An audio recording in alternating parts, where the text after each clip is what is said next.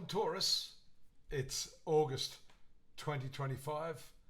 I've got that wheel already operating for you so that we can see exactly what's happening, particularly with this combination of planets here, Saturn, Neptune, and Mars. And as you can see, Mars on the 7th will move into this zone of work. That shows that you're ready to fight any sort of inefficiency, especially in the working area. You want to make your time count. You want to make the work that you do count. The problem you've got is this retrograde Saturn, which is going to put the brakes on things. Just as you think you're achieving something notable, Saturn will constrain you. And this may come from areas that you least expect.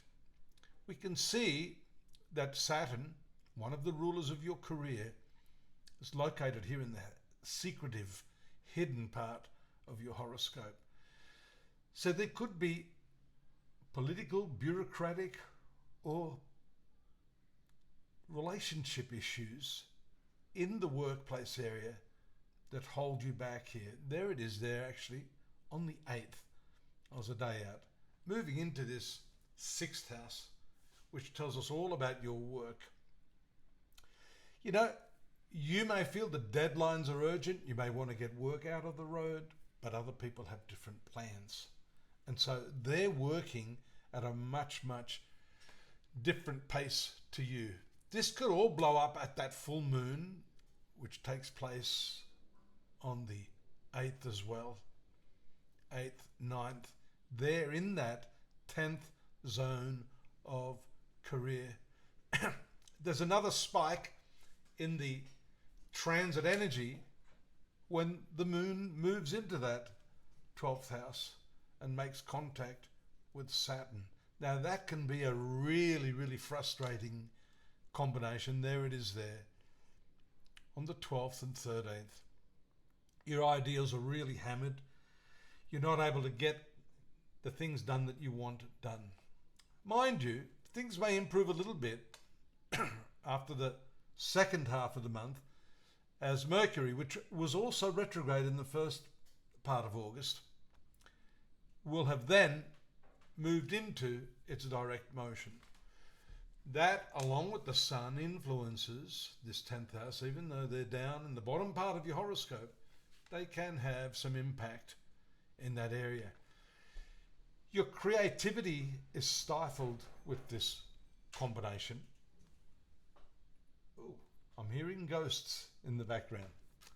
Your creativity is stifled, but the Sun will move into the 5th house in the latter part of August, and there will be a new moon that takes place here, bringing with it a whole new lease of energy, a positive vibe that at least helps you create some lemonade out of the lemons that your work and life happens to be giving you at this time. Also, we can see this transformative Pluto that's been hovering up here right at the apex of your horoscope. That is such a slow-moving planet, Taurus. It is one that doesn't make life easy for you, and it's also retrograde. So it's not only transforming the actual work that you do, but it's transforming your inner self. It's transforming the way you perceive your work, the way you perceive your colleagues, your employer, and indeed the significant other in your life, because Mars, which we've been talking about all this time, and I haven't mentioned it actually, does actually rule your marital sector. So that's also involved in this process.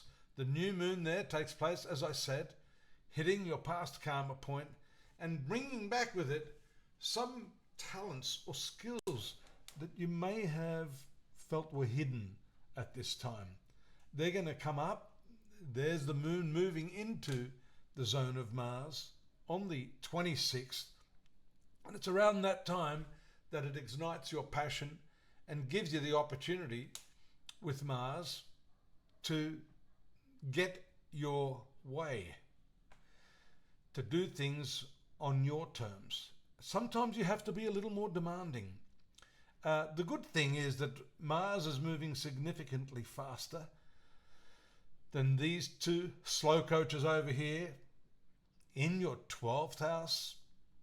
So by this time, by the very end of the month, you'll feel a lot more energy, a lot more dynamism, a lot more control over the situation, notwithstanding the retrogression of these other three planets.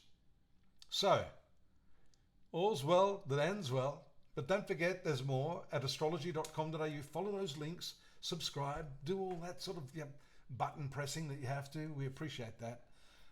And take a look at what else we've got there for you for the rest of the month of August. A bit more text-based information to fill in the gaps if I haven't quite covered every base. Do drop me a line if you need to talk. I'm available for readings.